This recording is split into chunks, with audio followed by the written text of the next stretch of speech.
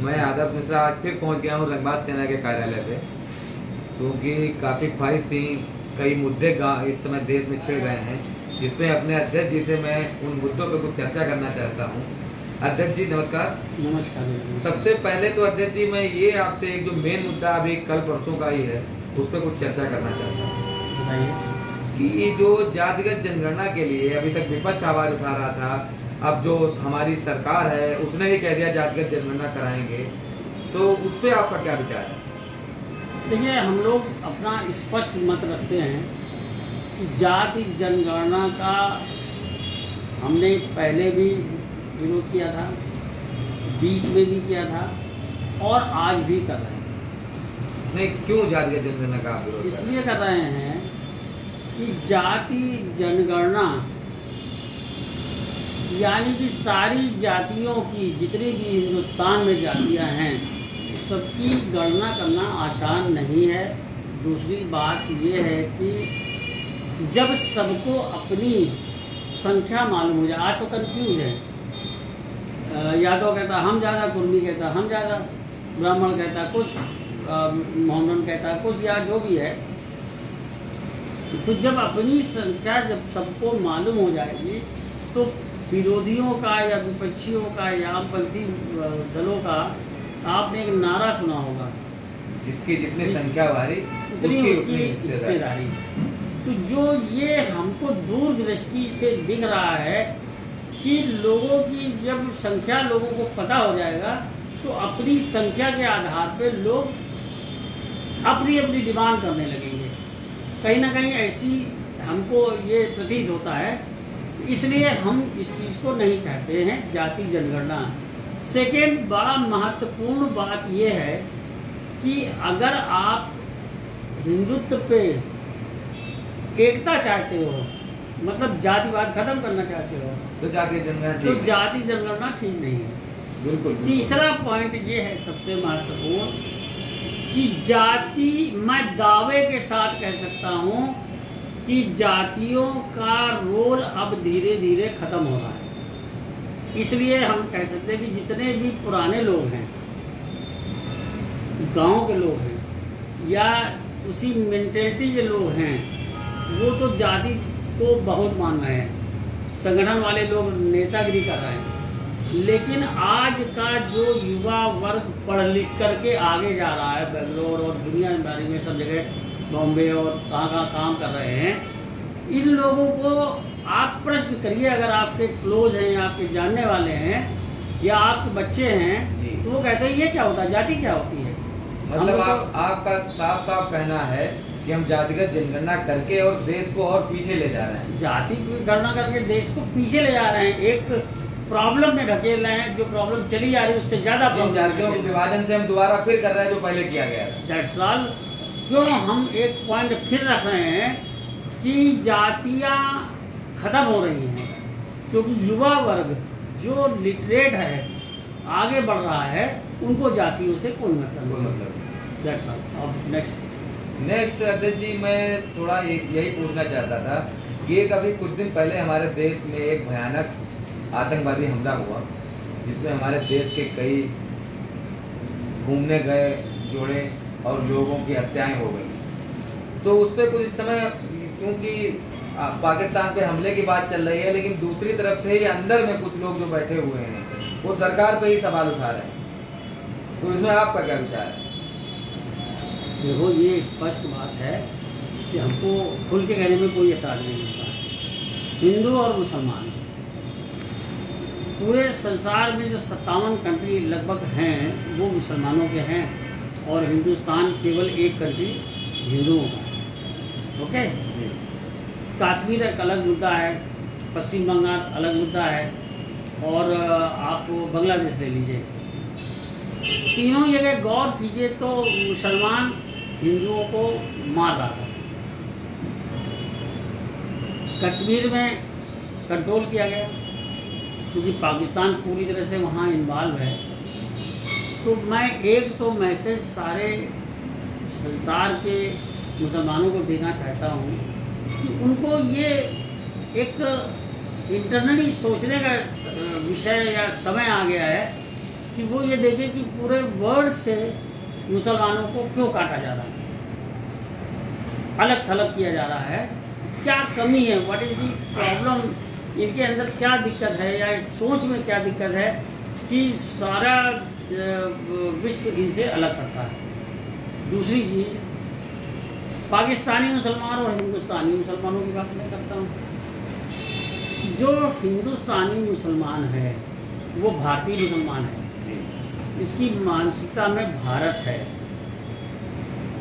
जो कांड हुआ वहाँ पे, उस कांड में ये स्पष्टीकरण किया गया, स्पष्ट किया गया कि तुम अगर मुसलमान है तो तुमको नहीं मारेंगे, हिंदू है तो तुमको मार देंगे। मतलब धर्म पूछ के इवन क्या है कि अगर वो भारत का भी मुसलमान है तो उसको छोड़ देंगे। इसका मतलब मानसिकता कहीं ना कहीं हिंदू मुसलमान वाली चल रही है। इसी पे सब चर्चा करूंगा मैं तुमसे। हाँ, इसी बात पे तो लोगों के जो सवाल हैं, जिस सवाल के घेरे में लोग खड़ा कर रहे हैं सरकार को, उनका कहना ये है कि या तो आप ये मानिए कि आपने सुरक्षा में चूक करी है, या तो फिर आपका एक प्रोपेगेंडा है जो आपने करवाया है। सीधे सीधे लोग बोल रहे हैं। तो मेरी बात को समझ लीजिए। एक चूक वाली जहाँ तक बात है जी, ये प्रश्न आर्मी से कर सकता है क्या कोई? आर्मी लगी थी ना वहाँ पे, आर्मी लगी। आर्मी से प्रश्न करिए आप कि आर्मी पे आप लांछन लगाइए, आर्मी पे वो करिए। इवन नेता लोग तो ये कह चुके हैं कि कहीं ना कहीं चूक हुई है, लेकिन चूक कैसे हो गई, क्या हो गई, ये किसी लीडर की वजह से हुई है या आर्मी की वजह से हुई है? आपने एक इस जगह को घेराबंदी करा दी, एसएसपी करता है या पुलिस के अधिकारी करते हैं। अब पुलिस के अधिकारी से चूक हुई है या नेता इसमें इन्वॉल्व है, दैट इज, मेरी बात फॉलो कर रहे हैं। दो चीज़ें अलग है, तो आर्मी से प्रश्न करना चाहिए। दूसरा आपने क्या पूछा? तीसरा मेरा ये सवाल नहीं, दूसरा आपने इसी में पूछा था, इसी में चूक था या प्रोपेगेंडा था? प्रोपेगेंडा मीन्स क्या होता है? प्रोपेगेंडा मतलब हमने बना जना के अपना ये तामझाम तैयार कर दी। एक चीज जो लोग कह रहे हैं कि ये बिहार का इलेक्शन और फलाना इलेक्शन की वजह से, इलेक्शन तो आते ही बंगाल के इलेक्शन की वजह से, इलेक्शन तो आते ही रहते हैं। आज बंगाल में होगा, कल पश्चिम बंगाल में होगा, नरसों वहाँ होगा, वहाँ फिर होगा, तो क्या लोग अपने लोगों को मरवा देंगे? ऐसा क्या आपको लगता है? पॉसिबल नहीं। तो फिर इसका जो दोनों सवालों का मेरा एक ही जवाब है कि आप हिंदू मुसलमान वाली बात मेरी समझ गए होंगे। सोच में अंतर आना चाहिए, इस चीज़ से दूरी बनानी चाहिए कि मुसलमान चाहे हिंदू वर्ल्ड का कहीं का भी हम उसको समर्थन देंगे, ये बदलाव आना चाहिए। ये बदलाव कौन लाएगा? आप कट्टरता के खिलाफ हैं, ये कट्टरता किसी धर्म में नहीं होनी चाहिए, नहीं होनी चाहिए। और ये चीज़ होनी चाहिए पाक साहब कि हाँ ये सच है, ये गलत है। अगर सही है तो हम बाकी मुसलमान है। तो तीसरा से छोटा सा सवाल ये भी था कि मान लिया इस समय सरकार घेराबंदी कर रही है पाकिस्तान की, सरकार हमला करने की तैयारी कर रही है पाकिस्तान में, पाकिस्तान के कई लोगों को यहाँ से सारे लोगों को इवन निकाल दिया गया, तो इसी समय सवाल पूछना, सरकार के डंडा डालना, ये कहाँ तक सही है सर? देखो बात ये है कि एक बात तो ये है कि किसी इंसान या किसी भी आदमी या किसी भी जनता या किसी देश के ऊपर इतना भौकाल दिखा दो उसको कि वो अपना बचाव करता घूम रहा। आज की डेट में पाकिस्तान सिर्फ अपना बचाव कर रहा है। पाकिस्तान और इंडिया वाले, आपने सुना होगा यूपी में राफेल का वो बना रहे हैं, वो बचाव तो कर रहे हैं, लेकिन जो इंडिया वाले कुछ लोग इस समय भारत के साथ खड़े होने की जगह उन पे सवाल कर रहे हैं। उसी पे आ रहा हूँ कि ये इतना प्रेशर बनाए हुए हैं इस समय पाकिस्तान के ऊपर कि वो अपना बचाव करता हुआ दौड़ घूम रहा है।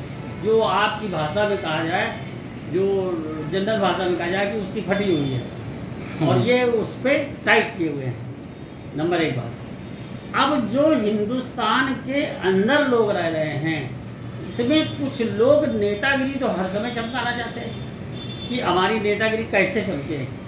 तो क्या ये उचित समय है कि 11 साल का हिसाब आज ही दो भैया? आप लड़ाई वड़ाई तो छोड़ दो, हमको 11 साल का हिसाब आज ही चाहिए, अभी चाहिए। तो अब बात ये आ गई, लोकतंत्र के देश में, लोकतांत्रिक देश है ना, लोकतांत्रिक देश में कोई भी किसी को प्रश्न करने से रोक नहीं सकता। दूसरी बात ये है कि स्वतंत्रता की अभिव्यक्ति, ये सबको मिला हुआ करने से रोक नहीं सकता। कोई किसी को जेल भिजवा रहा है क्या? कोई किसी पे आपत्ति कर रहा है क्या? आप खुद पूछिए। लेकिन कानून के दायरे में, ये एक लिखा हुआ है उसमें, कानून ये नहीं कि आप गाली ही देने लगो, आप कुछ भी करने लगो, बदतमीजी करने लगो। कानून के दायरे में कोई भी प्रश्न पूछ सकता है। लेकिन अगर कुछ लोग किसी को प्रश्न पूछने वाले को हीरो समझने लगे कि वो तो शेर है, शेरनी है, ये चीज़ गलत है। ये आपके लिए ऑप्शन हमेशा के लिए खुला हुआ है।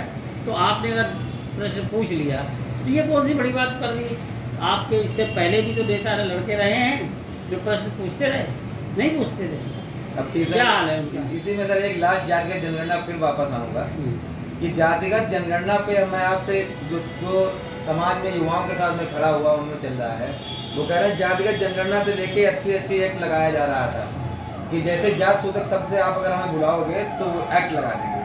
तो अब जनगणना के समय तो सबको जात सूचक शब्द से बुलाया जाएगा। भाई जनगणना हो गई तो मैं जैसे कुर्मी हूँ जी, तो कुर्मी तो आपके आगे पटेल लिखा जाएगा। हमें तो पटेल है ही है, तो लीगल हो गए। अब तो वैसे लीगल थे ही, वैसे भी लीगल रहेंगे और लीगल रहेंगे। लेकिन हमको संख्या पता लग गई कि हम यूपी में इतने ज़्यादा हैं, तो हमसे तो सारे कम हैं, तो हमको फिर हिस्सेदारी तो क्या मतलब टुकड़े टुकड़े में 50% जो मिल रही है हिस्सेदारी, जो वो मिल रहा है क्या आरक्षण, वो क्या टुकड़े टुकड़े में सबको दिया जाएगा? कैसे किया जाएगा? ये भारत सरकार जाने, वो जाने। इसमें हम लफड़े में नहीं पड़ना चाहते, लेकिन हम इसमें नहीं जाना चाहते। तीसरी बात आपने कही थी देश वाली बात। देश में ये वक्त आपको प्रश्न करने का नहीं है। एक बात आपको मालूम है क्या? लोकतंत्र में एक विधायक होता है और एक सांसद होता है। आप विधायक को जाकर के अपने क्वेश्चन सारे दे दीजिए, वो सदन में उठाएगा और सदन में जिम्मेदारी होती है सरकार की सारी बातों का जवाब देना, आपको जवाब मिल जाएगा। क्या ये सड़कों पे कुलियों कोचों में और इसमें मिल करके आपको जवाब मिलेगा? कभी कोई नेता देगा? नहीं, ये तो अपनी पॉपुलैरिटी बढ़ाने के लिए भी लोग तो ये आप अपनी पॉपुलैरिटी बढ़ाने के, आप नेता बनना चाहते हो, आप किसी एक ही आदमी को टारगेटेड किए हुए हो, एक आदमी को टारगेट किए हो, एक सरकार को टारगेट किए हो। इसका मतलब विपक्ष में कहीं ना कहीं आपकी घुसपैठ है। आप कहीं ना कहीं नेता बनना चाह रहे हो और नेता बन जाओगे, विधायक बना देगा या कोई सीट दे देगा, चुनाव लड़ लोगे, जीत जाओगे, विधायक बन जाओगे। तो हमारी रंगमास सेना ये स्पष्ट कहती है कि हमारा दृष्टिकोण विधायक बनने का नहीं है, सांसद बनने का नहीं है। हम लोग रंगबाजों को, रंगबाज शब्द हम लोग यूज़ करते हैं ना, रंगबाज सेना चलाते हैं, तो रंगबाजों को हम लोग सदन में और संसद में भेजेंगे और वहाँ पे प्रश्न कराएंगे, ना कि गली गली में प्रश्न करेंगे। हम प्रश्न नहीं करते। आप गलत सही का भी तो आप वो कर सकते हो, डिसीजन ले सकते हो भाई ये आदमी गलत भी है तो इतना सही भी है। अगर वो लोक गायिका हैं, जो एक आजकल देख रहा हूँ मैं, अगर वो लोक गायिका हैं तो लोक गायिका का मतलब क्षेत्रीय लैंग्वेज पे अपना गाना गाना, दैट इज लोक गायिका हमारी जो समझ में आता है। तो उसमें मोदी कहाँ से आ गए और ये प्रश्न कहाँ से आ गए, ये भी राजनीति कहाँ से आ गई, ये दुनियादारी कहाँ से आ गई? कहीं ना कहीं सपोर्टिंग विपक्ष से मिलती है। धन्यवाद सर, धन्यवाद।